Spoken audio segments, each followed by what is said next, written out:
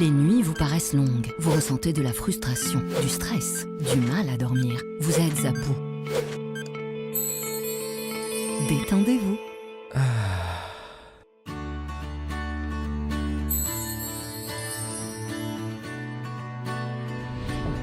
Réduction du temps d'endormissement, diminution des réveils nocturnes, relaxation. Une bonne nuit, ce n'est plus un rêve.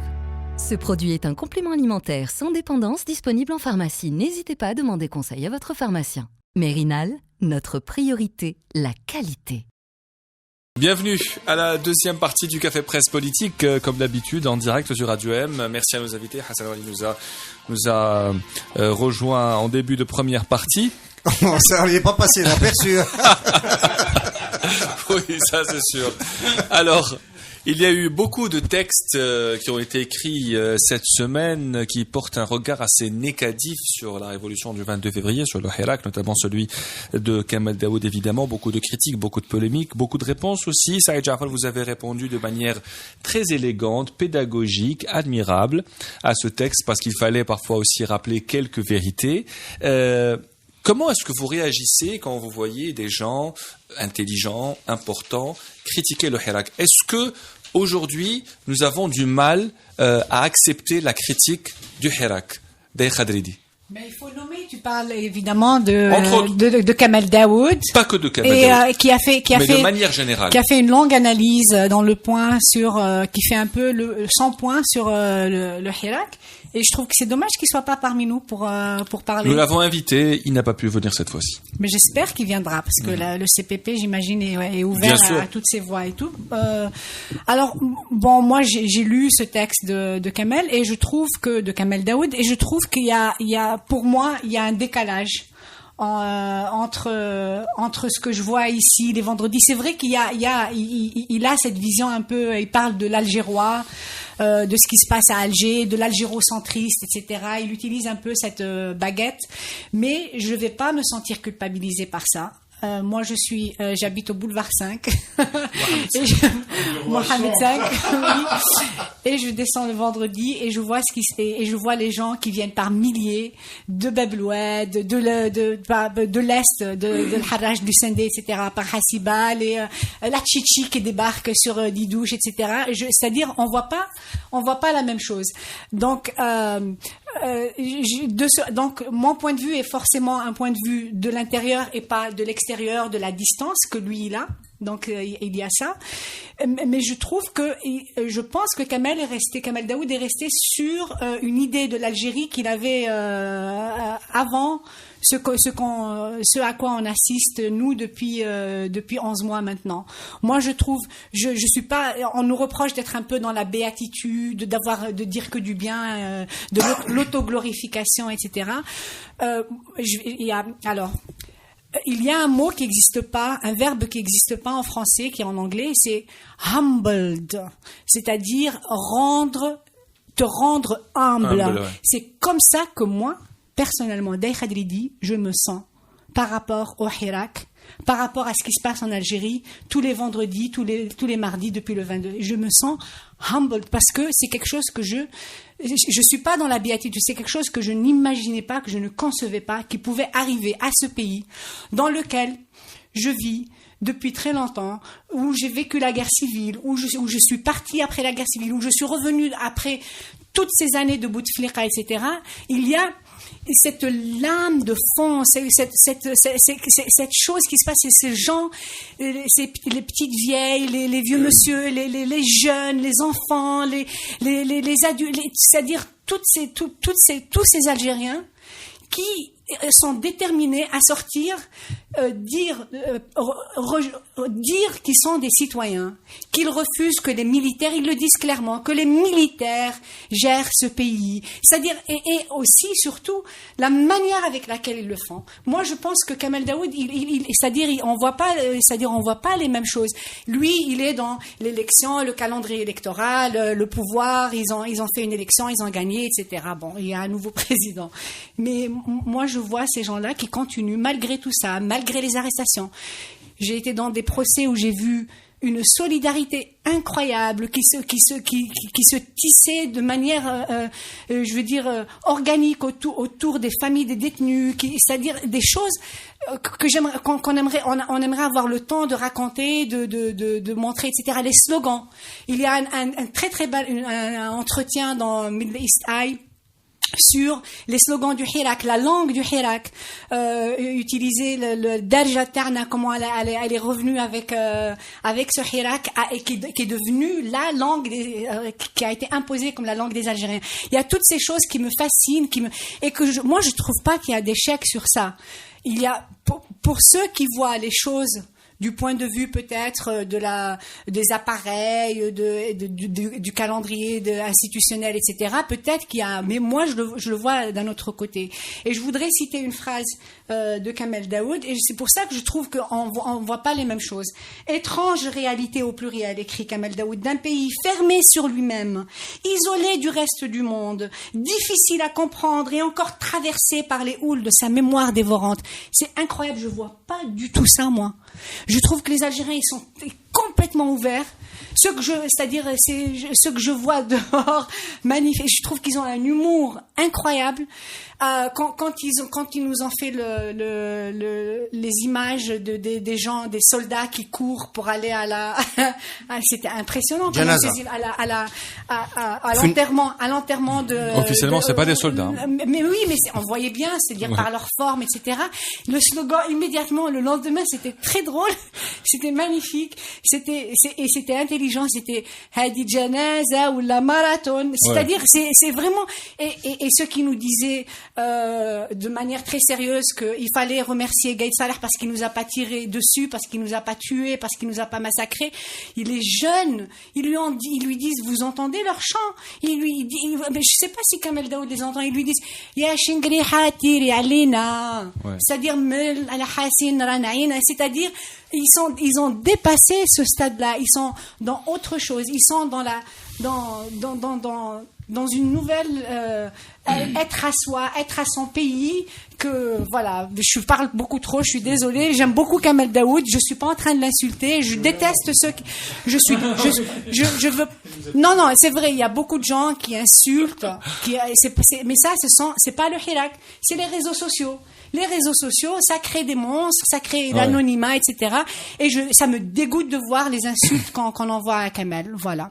En fait, c'est normal. Il y a des gens qui voient dans le Hirak qui pensent que c'est un échec parce qu'il y a eu une élection présidentielle, même mal dosée. Elle est passée, ils ont un président, et donc pour eux c'est réglé. En fait, ils conçoivent le regard qu'ils ont du Hirak, c'est le regard d'un parti politique qui a échoué d'arriver au pouvoir. Or, c'est pas ça le Hirak. Le Hirak permet à des gens de faire la politique. Et le Hirak est politique, mais c'est pas un parti politique. C'est un mouvement où tu as tous les courants de politique qui sont présents, tu as toutes les classes sociales qui sont présentes et qui veulent changer les règles du jeu politique. Ils veulent pas prendre le pouvoir. Ce n'est pas une opération destinée à créer des soviets, etc.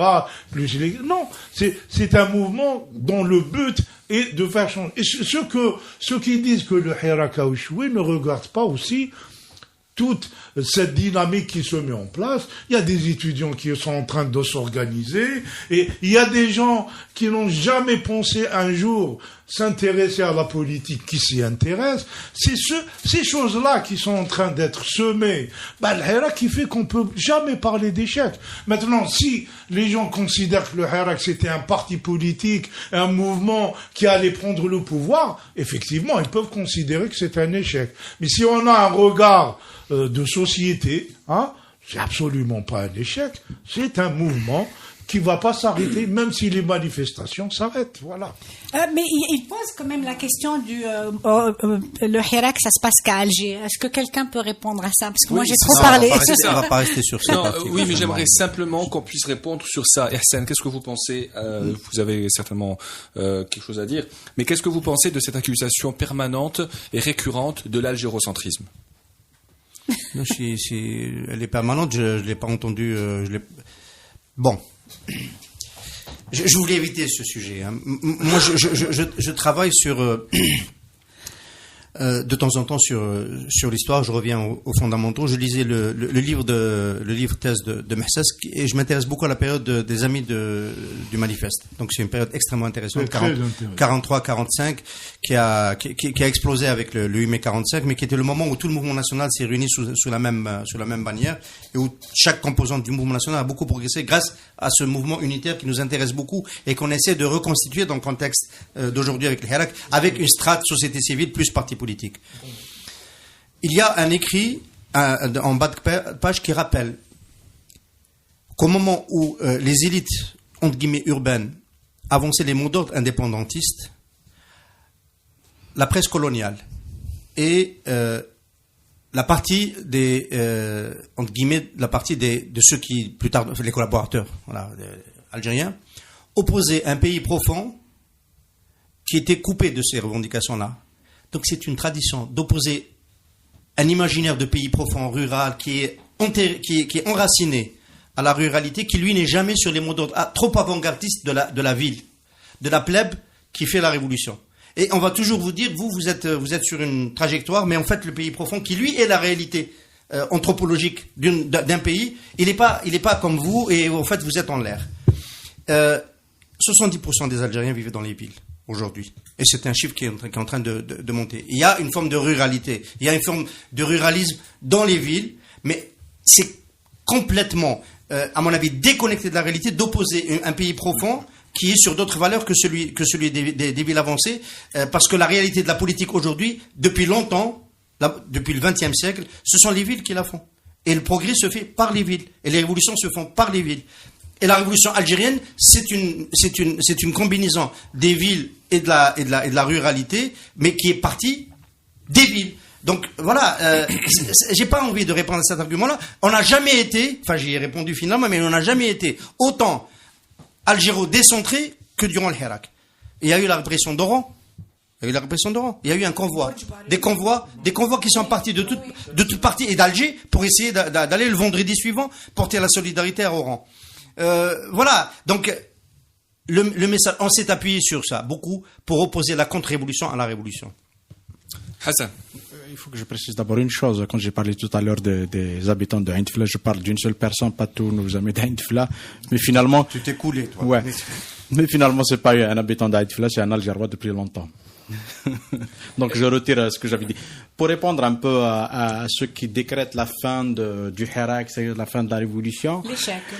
Oui, la fin ou l'échec. Provisoire dans certains écrits. On peut pas, un mouvement d'une telle ampleur ne peut pas échouer.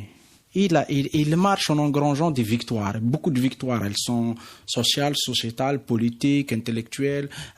Et je rejoins ce qu'a dit Saïd Jafar et Qadi Hassan, c'est que cette révolution a pu avoir lieu grâce à de multiples jonctions, notamment entre ce qu'on définit comme ruraux et urbains.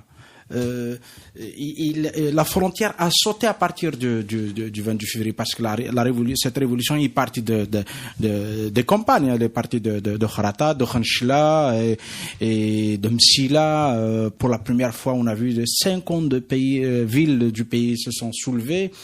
Il est naturel, même si l'Algérie était l'Algérie c'était une seule ville, un mouvement qui dure depuis 11 mois, bien sûr il connaît des phases de recul et il rebondit, c'est des vagues et tout. Mais quand même, Kemal Daoud a le mérite de secouer de cette manière-là. Il force un peu le trait, même si moi je partage pas du tout l'essentiel de ce qu'il a développé comme analyse. Mais toutes ces interrogations, finalement, on les retrouve dans les manifestations. Les gens se posent toutes ces questions. En même temps, qu'est-ce qu'on fait? Est-ce qu'on continue à marcher? Est-ce que ça va? Pourquoi ça tarde à prendre un prolongement politique? Pourquoi ça tarde à se traduire concrètement? Tout. Et c'est un débat et c'est intéressant. C'est ce qui fait aussi la force de ce mouvement. C'est qu'il y a un débat permanent.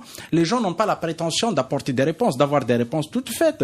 Et c'est ça le génie d'une révolution. C'est qu'elle avance dans une intelligence collective et individuelle individuelle, c'est l'affirmation de l'individu. C'est cher à Kamel Daoud, la question de l'individu. On est dans l'affirmation de l'individu, du collectif. Encore une fois, on n'est pas dans des oppositions, mais dans une cohabitation de beaucoup de choses qu'on voyait comme étant des oppositions, des contradictions. Le mouvement n'est pas fini, la révolution, elle se poursuit. Et Kamel Daoud, juste, je rappelle une chose, Kamel, je pense qu'il est déçu par rapport à ce qu'il défendait comme position il y a quelques mois. Kamel, juste au lendemain de la chute de Bouteflika, il avait suggéré un dialogue avec le pouvoir pour obtenir un maximum d'acquis et de droits. Sauf que à ce moment-là, il y avait aucune volonté sérieuse de la part du pouvoir pour négocier. Il a privilégié la répression, la propagande, des campagnes contre le mouvement. Il considère que l'élection d'Abdelmajid Tebboune, de son propre point de vue, était un échec. C'était la victoire du pouvoir sur un mouvement qui n'a pas su saisir des situations, des moments historiques pour pouvoir négocier un rapport de force, pour imposer, alors que c'est un mouvement inédit quand même dans l'histoire des luttes politiques et sociales, pas seulement en Algérie, mais partout dans le monde. Donc, on n'a pas, j'aurais terminé, on n'a pas un modèle prêt à l'emploi, donc ça a fonctionné comme ça dans un pays, on l'applique. Jafar Lakhdari. Oui, bon, moi aussi je ne vais pas trop commenter, juste un petit commentaire rapide concernant Daoud. Je pense que c'est quelqu'un qui avait très bien saisi le malaise algérien dans les années 90-2000 et qu'il exprimait très bien dans ses fameuses notes dans le quotidien d'Oran. Et là, visiblement, il est complètement à côté de la plaque, pour parler familièrement. Il n'a pas saisi ce que tu as bien décrit, hein, c'est-à-dire cette révolution. Alors la révolution, elle produit ce qui se passe. On a une émergence d'une nouvelle société, une société jeune, éduquée, féminisée, urbanisée, très différente des clichés qui nous renvoient. Ce que disait Hassan est tout à fait vrai, et c'est le cas pratiquement de toutes les révolutions dans le monde. On oppose toujours le pays profond, enraciné, etc., traditionnel, aux élites à l'urbain, complètement déconnecté de la tradition. Bon.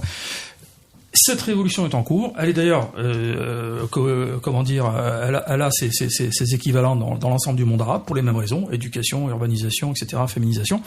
Donc la révolution, elle continue, et le Hirak, c'est son expression, et c'est un franc succès. Et le point important, c'est que les Algériens se sont débarrassés de la chape de plomb qui faisait qu'ils étaient complètement dans un état d'anomie complète, hein, qui stupéfait d'ailleurs les gens qui observaient la scène politique algérienne. Ça, c'est terminé.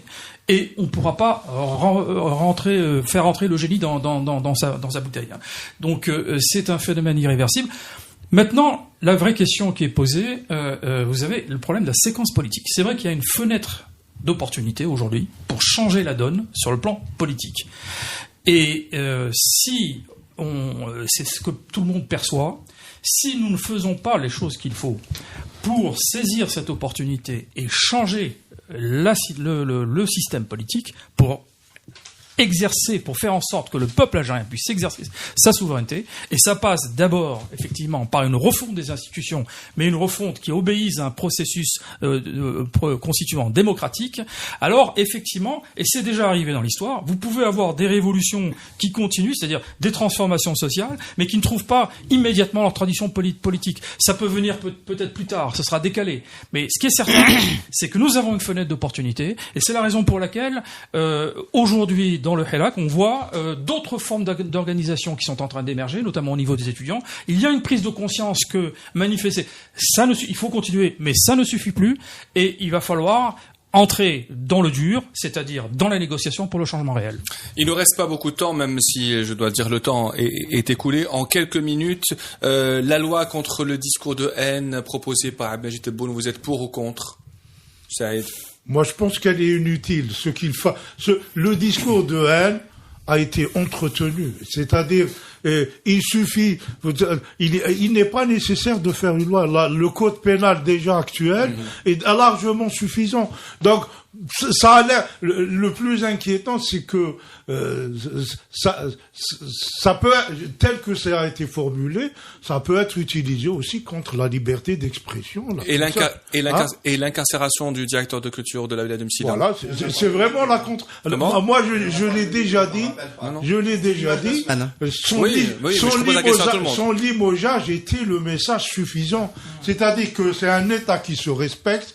Il ne accepte pas qu'un de ses représentants dise des âneries. Mais le mettre en prison parce qu'il a exprimé... Moi, ce que j'ai fait, j'ai repris un article, un entretien que j'ai fait avec Hossein Aït Ahmed en 2002, je l'ai republié sur Radio 1, où il explique qu'est-ce que c'est, ce qu'était Abba Ramdan, ce qu'il a fait. Il raconte même humainement ce qu'il était, ce bonhomme. Je pense que ce sont ces choses-là qui comptent. Ce n'est pas la gestion pénale des gens qui disent des âneries sur l'histoire. Des Khadridi, rapidement. Le discours de haine, la loi sur le discours de haine. Moi, je suis inquiète. Moi, ce type de loi, je pense qu'ils les font pour les utiliser contre nous. Hassan. Moi, je voulais dire un mot juste rapidement sur la séquence de politique et sur échec ou pas échec. Hier, c'était le 14 janvier. C'était le 9e anniversaire de la révolution tunisienne. Quand on regarde le processus de la révolution tunisienne, selon le moment où tu te places, c'est un échec, un semi-échec ou une victoire. Si le 15 janvier, Ben Ali dans l'avion, c'est une victoire. Merzougui président, moi Merzougui, je l'ai fréquenté quand il était dans l'opposition, c'était impensable qu'il occupe le palais de Carthage. Quelle revanche. Victoire. Retour de Beji Qaïd Sebsi, c'est une séquence, c'est les Ben Ali, c'est les bourguibistes, enfin pas les Ben Ali, c'est les bourguibistes, c'est quand même l'état profond à la tunisienne qui a repris le dessus. Cette fois, il y a eu un vote anti-système.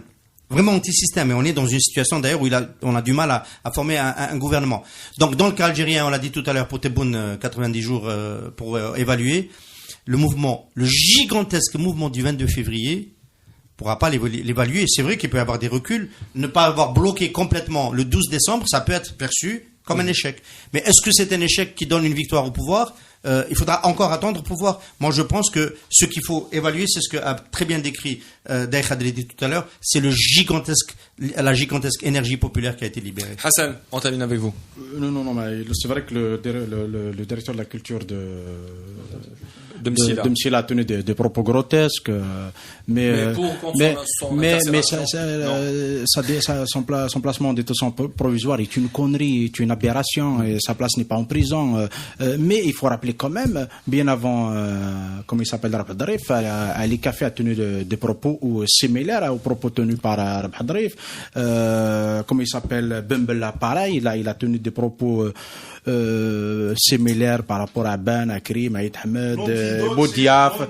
Le débat, c'est le débat libre dans les médias. C'est ça l'antidote. Ce qu'il faut opposer, de la contre-information. Ce qu'il faut opposer à ce type de comportement, de discours, c'est d'opposer une Algérie plurielle, riche, dans un débat démocratique, en toute liberté. Qu'on ne retrouve pas d'ailleurs au CPP. Tout le monde dit la même chose au CPP. Non. Moi, je suis souvent en désaccord avec toi. Sur cette position aussi. Et donc, moi, je dis rien parce qu'on est tous d'accord qu'il ne faut pas qu'il aille en prison. Parce que beaucoup de gens ne veulent pas venir, malheureusement. Ouais. On donne les noms de ceux qui veulent. Oui, la prochaine fois, on mais il faut, c'est bien. Il faut, à mon avis, diffuser largement l'interview de Hossein Aït Ahmed accordée à Saïd Jafari il y a presque 20 ans maintenant, parce que c'est un historique qui nous parle non seulement d'Abban Ramdan, mais de son rôle, mais il nous parle de Rbah, de Belcourt, qu'on ignore quelqu'un. Voilà, c'est une interview et j'encourage. Est-ce que je peux rajouter une dernière chose? Est-ce que je peux rajouter une dernière chose parce qu'elle fait polémique depuis le 22? C'est que c'est grâce à l'intelligence d'Abban que les oulimas se sont retrouvés dans la révolution. Aujourd'hui, on ne peut pas opposer Badissiste au congrès de la Soma, mais à Ben Ramdan. Juste un point par rapport à la question que tu poses. Écoute, dans un état de droit, des lois qui sanctionneraient l'incitation à la NRC, ce serait une bonne chose. Mais dans un état de droit. Merci à vous d'être venus à ce café presse politique. Merci Hassan, Ihsan, Jafar, Deikha. À bientôt, j'espère. Saïd Jafar aussi. Merci à vous tous pour votre fidélité, à tous ceux qui nous écoutent et à tous ceux qui nous regardent sur Facebook, évidemment. À mercredi prochain.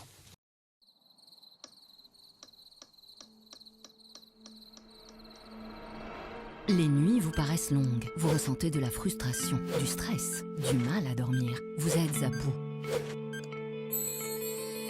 Détendez-vous.